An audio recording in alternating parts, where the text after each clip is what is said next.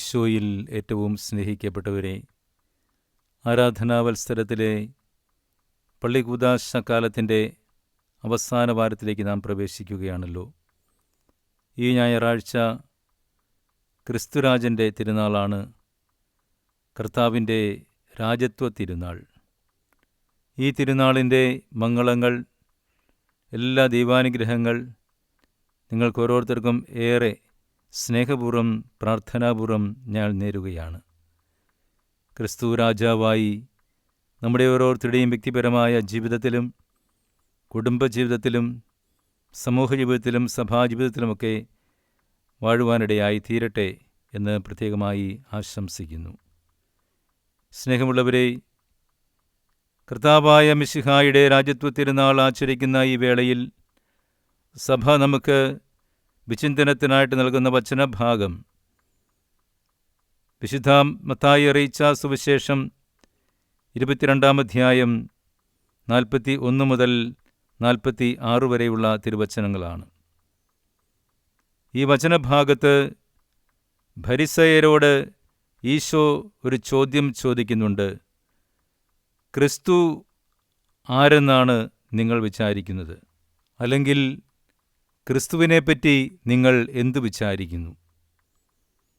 ദാവീദിൻ്റെ പുത്രൻ എന്ന് പറഞ്ഞ് ഒറ്റ വാക്കുകൊണ്ട് അവരത് അവസാനിപ്പിക്കുകയാണ്.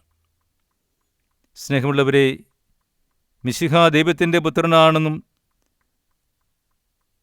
സർവ്വലോകത്തിൻ്റെയും രാജാവാണെന്നുമുള്ള ബോധ്യത്തിലേക്ക് കടന്നു വരുവാൻ ഫരിസയർക്ക് കഴിഞ്ഞില്ല എന്നത് അവരുടെ ഒരു പോരായ്മയാണ്. കർത്താവ് ഇതുപോലെ ഇതിനു മുൻപും ചോദിക്കുന്നുണ്ട്, ശിഷ്യന്മാരോട് ചോദിക്കുന്നുണ്ട്, ഞാൻ ആരെന്നാണ് ജനങ്ങൾ പറയുന്നത്? ഞാൻ ആരെന്നാണ് നിങ്ങൾ പറയുന്നത്? ആ ചോദ്യത്തിന് മറുപടിയായി പത്രോസ് പറയുന്നുണ്ട്, നീ ജീവിക്കുന്ന ദൈവത്തിൻ്റെ പുത്രനായ മിശിഹായാണ് എന്ന്. സ്നേഹമുള്ളവരെ, ശിഷ്യന്മാർക്ക് ഒരു ബോധ്യമുണ്ടായിരുന്നു മിശിഹ വരാനിരുന്ന രാജാവാണ് എന്ന്. എന്നാൽ യഹൂദർ പ്രതീക്ഷിച്ചിരുന്ന രാജാവ് ഭൗമികമായി അവരുടെ എല്ലാ പ്രശ്നങ്ങൾക്കും പരിഹാരം കണ്ടെത്തുവാൻ കഴിവുള്ളവനാണെന്നും ഭൗമികമായ രാജാവായി അവൻ ഈ ലോകത്തിൽ പ്രശോഭിക്കുമെന്നൊക്കെയായിരുന്നു. എന്നാൽ കർത്താവിൻ്റെ രാജത്വം 11-ാം പീയൂസ് മാർപ്പാപ്പ 1925 പ്രഖ്യാപിക്കുമ്പോൾ അത് ഈ ലോകത്തിലേക്ക് ദൈവത്തിൻ്റെ പുത്രൻ മനുഷ്യനായി അവതരിച്ചപ്പോൾ ആ രാജത്വം ഈ പ്രപഞ്ചം മുഴുവനും സ്വീകരിക്കപ്പെടുവാൻ വേണ്ടി സർവ്വലോകത്തിൻ്റെയും രാജാവായി കർത്താവിനെ മാർപ്പാപ്പ പ്രഖ്യാപിക്കുകയായിരുന്നു. അന്നു മുതലാണ് മിശിഹായുടെ രാജത്വ തിരുനാൾ ആചരിക്കുവാൻ തുടങ്ങിയത്. നമുക്കറിയാം, ക്രിസ്തു രാജാവായിരുന്നുവെങ്കിൽ എൻ്റെ രാജ്യം ഐഹികമല്ല എന്ന് പറഞ്ഞുകൊണ്ട് പീലാത്തോസിനോട് മറുപടി പറയുന്ന ഈശോയെ നമ്മൾ സുവിശേഷങ്ങളിൽ കാണുന്നുണ്ട്. ഈശോ രാജാവാണെന്നതിൻ്റെ തെളിവുകൾ ബൈബിളിൽ തന്നെ നമ്മൾ കാണുന്നുണ്ട്. മിശിഹ ഈ ഭൂമിയിലേക്ക് മനുഷ്യനായി അവതരിച്ചു കഴിഞ്ഞപ്പോൾ യഹൂദരുടെ രാജാവായി പിറന്ന ശിശുവിനെ അന്വേഷിച്ച് രാജാക്കന്മാരെ കിഴക്ക് നിന്നും എത്തിയതായിട്ട് നമ്മൾ സുവിശേഷങ്ങളിൽ വായിക്കുന്നു. ഈശോയുടെ വിധിവാചകമായി മരണത്തോടനുബന്ധിച്ച് പീലാത്തോസ് ഒരു കുറിപ്പ് എഴുതി വെച്ചു, യൂദന്മാരുടെ രാജാവായ നസ്രായനായ ഈശോ. ഈ 2 തെളിവുകളും മതി മിശിഹ രാജാവായിട്ടാണ് ഈ ലോകത്തിലേക്ക് കടന്നു വന്നത് എന്ന്. പക്ഷേ മിശിഹ രാജാവായി കടന്നു വന്നെന്ന് പറയുമ്പോൾ എന്താണ് മിശിഹായുടെ രാജത്വത്തിൻ്റെ പ്രത്യേകത? എൻ്റെ രാജ്യം ഐഹികമല്ല എന്ന് കർത്താവ് പറയുമ്പോൾ, അല്ലെങ്കിൽ യഹൂദർ പ്രതീക്ഷിച്ചിരുന്ന ഭൗമികമായ എല്ലാവരെയും അടക്കി ഭരിക്കുന്ന ഒരു രാജാവായിട്ട് ആണോ മിശിഹായെ നാം കാണേണ്ടത്? അല്ല. മിശിഹായുടെ രാജ്യം എന്താണ് എന്ന് പൗലോസ് ശ്ലീഹ വ്യക്തമായിട്ട് പറയുന്നുണ്ട്.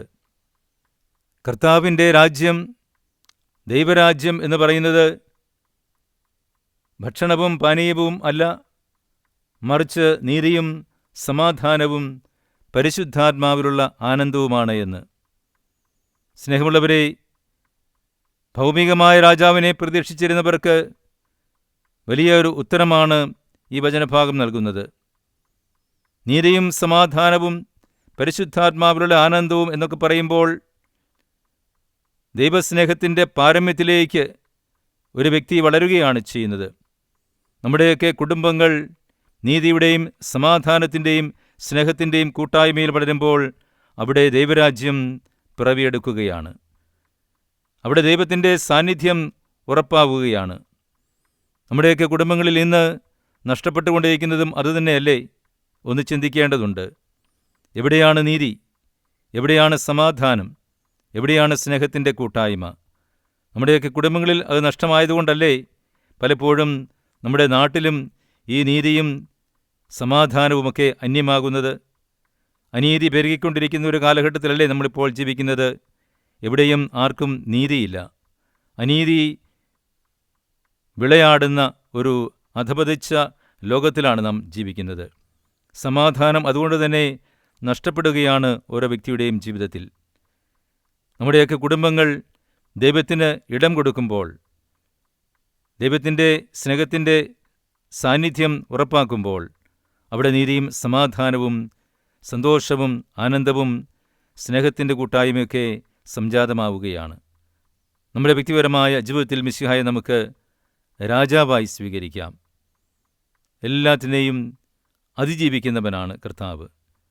കർത്താവാകുന്ന രാജാവിൻ്റെ ഭരണം എന്ന് പറയുന്നത് അടിച്ചമർത്തലല്ല, മറ്റുള്ളവരെ കാൽ കീഴിൽ നിർത്തിക്കൊണ്ട് അടിമപ്പണി ചെയ്യിക്കുന്ന ജോലിയല്ല.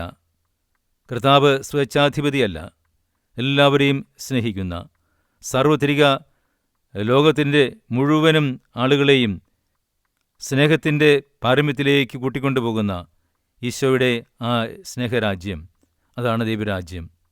അതുകൊണ്ട് നമുക്ക് ഈ രാജ്യത്തിൽ നമുക്ക് എന്നും നീതിയുടെയും സമാധാനത്തിൻ്റെയും സ്നേഹത്തിൻ്റെയും വക്താക്കളായി ജീവിക്കുവാൻ പരിശ്രമിക്കാം. സത്യത്തിന് വേണ്ടി നിലകൊള്ളാം. എന്താണ് സത്യമെന്ന് പീലാത്തോസിന് മറുപടിയായിട്ട് കർത്താവ് പ്രത്യേകിച്ചൊന്നും പറയുന്നില്ല എങ്കിലും യോഹന്നാൻ്റെ സുവിശേഷത്തിൽ വഴിയും സത്യവും ജീവനും ഞാനാകുന്നുവെന്ന് തോമാസ് ശ്ലീഹായുടെ ചോദ്യത്തിന് മറുപടിയായിട്ട് കർത്താവ് പറയുന്നുണ്ടല്ലോ. അതെ, മിശിഹായാകുന്ന സത്യത്തിൽ വ്യാപരിച്ച് ആ വഴിയിലൂടെ നടന്ന് ആ മാർഗത്തിലൂടെ സഞ്ചരിച്ച് സ്നേഹത്തിൻ്റെ സാമ്രാജ്യം, സ്നേഹത്തിൻ്റെ രാജ്യം നമ്മുടെയൊക്കെ വ്യക്തിജീവിതത്തിലും കുടുംബജീവിതത്തിലും കെട്ടിപ്പടുക്കാം. അതിന് മിശിഹ നമ്മുടെ ഓരോരുത്തരെയും വ്യക്തിജീവിതത്തിൽ രാജാവായി ജനിക്കട്ടെ. നമ്മുടെ കുടുംബത്തിൽ മിശിഹായുടെ രാജ്യത്തിന് ഇടം കൊടുക്കാം. അവിടെ നമ്മളെ ഓരോരുത്തരെയും സമൃദ്ധമായി അനുഗ്രഹിക്കട്ടെ.